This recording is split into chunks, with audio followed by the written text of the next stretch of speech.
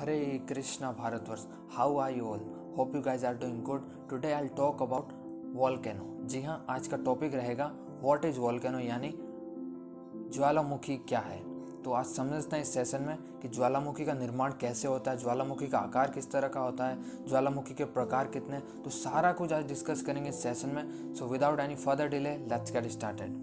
First of all समझते हैं कि ज्वालामुखी होती क्या, राइट। सो ज्वालामुखी बेसिकली एक छिद्र होता है जिससे होकर पृथ्वी के अत्यंत तप्त गर्म लावा, गैस, जल एवं चट्टानों के टुकड़े से युक्त पदार्थ पृथ्वी के धरातल पर प्रकट होते हैं, जबकि ज्वालामुखीता में पृथ्वी के आंतरिक भाग में मैग्मा व गैस के उत्पन्न होने से लेकर भूपटल के नीचे व ऊपर लावा प्रकट होने तथा उसमें शीतल व ठोस होने की समस्त प्रक्रियाएं शामिल होती है। अगर हम बात करें ज्वालामुखी क्रियाओं के प्रकार, तो वो बेसिकली टू टाइप के होते हैं। जो फर्स्ट है वो है आभ्यंतरिक, जो सेकंड है वो बाह्य। अब डिस्कस करते हैं आभ्यंतरिक क्रिया क्या होती है। आभ्यंतरिक क्रिया में पिघला पदार्थ यानी लावा धरातल के नीचे ही जमकर ठोस रूप धारण कर लेता है, जिनमें बेथोलित, लेकोलित, सिल तथा डाइक प्रमुख है। बाह्य क्रिया में धरातलीय प्रवाह के रूप में लावा का जमकर ठोस रूप लेना, गर्म जल के झरने और गैसों का उत्पन्न होना प्रमुख माना जाता है। अब समझते हैं कि ज्वालामुखी का आकार किस टाइप का होता है, राइट। सो ज्वालामुखी शंकु के शीर्ष पर एक विदर यानी क्रेटर होता है जिसका आकार कीप जैसा होता है। ज्वालामुखी के शांत होने के बाद इसमें जल भर जाता है जिसे क्रेटर झील कहते हैं। उत्तरी सुमात्रा की टोबा झील विश्व की विशालतम क्रेटर झीलों में से एक मानी जाती है। अगर इसी का उदाहरण हम भारत में देखें तो भारत के महाराष्ट्र राज्य के बुल्ढाना जिले में लोनार झील क्रेटर झील का सबसे बेहतरीन उदाहरण माना जाता है। ज्वालामुखी के तीव्र विस्फोट से शंकु का ऊपरी भाग उड़ जाने या धंस जाने से कॉल्डेरा का निर्माण होता है। विश्व का सबसे बड़ा काल्डेरा जापान का आसो है। ज्वालामुखी के मैग्मा में उपस्थित सिलिका की मात्रा से ज्वालामुखी की तीव्रता निर्धारित होती है। अगर हम बात करें इसके उदाहरण की ओर, तो मैग्मा में सिलिका की मात्रा अधिक होने पर ज्वालामुखी में विस्फोटक उद्गार होते हैं, जबकि यही बात अगर सिलिका के ऊपर डिपेंड होती है तो सिलिका की मात्रा कम होने पर प्राय शांत ज्वालामुखी उद्गार होता है। अब डिस्कस करते हैं कि ज्वालामुखी के प्रकार कितने हैं, राइट। सो ज्वालामुखी के बेसिकली 3 प्रकार है। पहला मृत ज्वालामुखी, दूसरा प्रसुप्त ज्वालामुखी, तीसरा सक्रिय ज्वालामुखी। अब बात करते हैं मृत ज्वालामुखी क्या होती है। अगर हम बात करते हैं मृत ज्वालामुखी की, तो इसमें ज्वालामुखी में विस्फोट प्राय बंद हो जाते हैं और भविष्य में भी कोई विस्फोट होने की संभावना नहीं होती, क्योंकि इसका जो मुख होता है मिट्टी, लावा आदि पदार्थों से बंद हो जाता है और मुख का गहरा क्षेत्र कालांतर में झील के रूप में बदल जाता है, जिसके ऊपर पेड़ पौधे उग जाते हैं। म्यांमार का पोपा मृत ज्वालामुखी का प्रमुख उदाहरण माना जाता है। अब बढ़ते हैं सेकंड टाइप की ओर, जिसका हमने बताया था प्रसुप्त ज्वालामुखी। यानी प्रसुप्त ज्वालामुखी क्या होती है।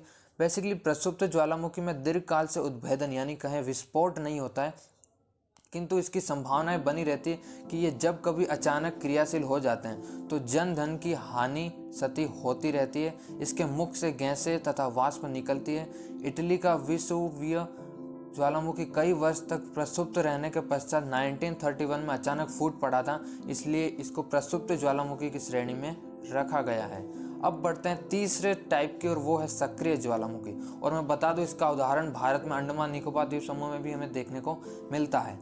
सक्रिय ज्वालामुखी में प्राय विस्फोट तथा उद्भेदन होता ही रहता है। इनका मुख सर्वदा खुला रहता है और समय समय पर लावा, धुआं तथा अन्य पदार्थ बाहर निकलते रहते हैं, जिसमें शंकु का निर्माण होता रहता है। इटली में भी पाया जाने वाला एटना ज्वालामुखी इसका प्रमुख उदाहरण है, जो कि 2500 वर्षों से सक्रिय है। सिसिली द्वीप का स्ट्रोम्बली ज्वालामुखी प्रत्येक 15 मिनट बाद फटता है। इसे भूमध्य सागर का प्रकाश स्तंभ यानी लाइट हाउस ऑफ द मेडिटेरेशन कहा जाता है। अब हम समझते हैं कि ज्वालामुखी के जो उद्गार के होने के कारण है वो क्या है। तो पहला जो इसका मेन रीजन है वो है प्लेट विवर्तनिकी। जी हाँ, प्लेट विवर्तनिकी क्या है, आइए समझते हैं। विनाशी प्लेट किनारों के सहारे विस्फोटक प्रकार के ज्वालामुखी का उद्गार होता है। जब 2 प्लेट आमने सामने सरकती है तो उनकी आपसी टक्कर के कारण कम घनत्व वाली प्लेट नीचे चली जाती है और 100 किलोमीटर की गहराई में पहुंचकर पिघल जाती है एवं केंद्रीय उद्भेदन के रूप में प्रकट होती है। ऐसी ज्वालामुखी क्रिया परिप्रशांत मेखला में घटित होती है। रचनात्मक प्लेट किनारों के सहारे भी ज्वालामुखी क्रिया होती है। यहाँ महासागरीय कटक के सहारे 2 प्लेट विपरीत दिशा में अग्रसर होती है, जिससे दाब मुक्ति के कारण मेंटल का भाग पिघलकर दरारी उद्भेदन के रूप में प्रकट होता है। अब बात करते हैं कि दूसरा इसका कारण क्या हो सकता है। दूसरा कारण हो सकता है कमजोर भूपटल का होना। ये क्या है, आइए समझते हैं। ज्वालामुखी उद्गार के लिए कमजोर भूभागों का होना अति आवश्यक है। ज्वालामुखी का लावा कमजोर भूभागों को ही तोड़कर धरातल पर आता है। प्रशांत महासागर के तटीय भाग, पश्चिमी द्वीप समूह और एंडीज पर्वत क्षेत्र के ज्वालामुखी इसका प्रमाण माना जाता है। अब बात करते हैं तीसरा मेन रीजन जो है भूगर्भ में अत्यधिक तापमान का होना। यह उच्च तापमान वहां पर पाए जाने वाले रेडियोधर्मी यानी रेडियो एक्टिव पदार्थों के विघटन, रासायनिक प्रक्रमों यानी केमिकल प्रोसेस तथा ऊपरी दबावों के कारण होता है। इस प्रकार अधिक गहराई पर पदार्थ पिघल जाता है और भूतल के कमजोर भागों को तोड़कर बाहर निकल आता है। तो ये था डिस्कस, जिसमें हमने पहले समझा आपको ज्वालामुखी क्या होती है, फिर हमने ज्वालामुखी के प्रकार की ओर डिस्कस किया, फिर इसके ज्वालामुखी के उद्गार होने के जो कारण क्या है, यानी उनके जो पीछे 3 इंपॉर्टेंट यानी मेजर रीजन का आज डिस्कस किया। तो ये था बड़ा सेशन। आज के लिए बस इतना ही, मिलते हैं ऐसे किसी नेक्स्ट वीडियो में। तब तक के लिए till then bye bye, take care, peace out.